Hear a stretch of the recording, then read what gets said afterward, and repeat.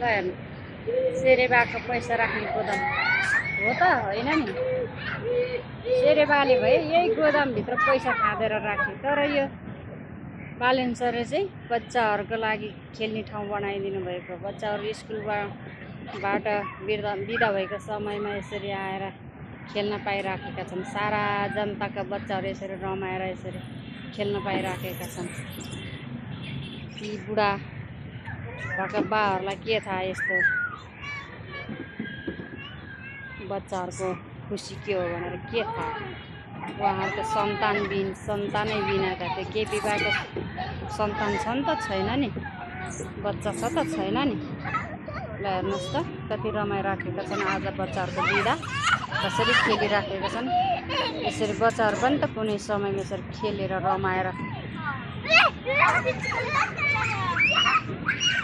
उनीहरूको पनि त दिमाग फ्रेस हुन्छ। यति राम्रो सफा ठाउँ, यति राम्रो सुन्दर ठाउँ हाम्रो देश पनि स्विजरल्यान्डभन्दा कम छैन। युवा भनेको युवा नै हुन्छ। ती बुढाखाडाहरू कोदाला गरेर ओगट्नलाई आएका के गर्थे यिनीहरूलाई के थाहा यस्तो हाम्रो देशको भविष्य।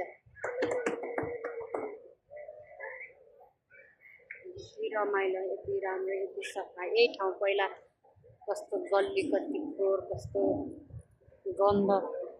मान्छेहरू आउँदाखेरि म पनि काठमाडौँ त धेरै फोहोर ठाउँ भनेर कति मान्छेहरूले भन्नुहुन्थ्यो। अहिले यही ठाउँ हेर्नुहोस् त गऱ्यो भने कस्तो हुँदो रहेछ। ल हेर्नुहोस् त माथि चाहिँ पुरा हरियाली छ, तल चारैतिर बच्चाहरू खेल्ने ठाउँ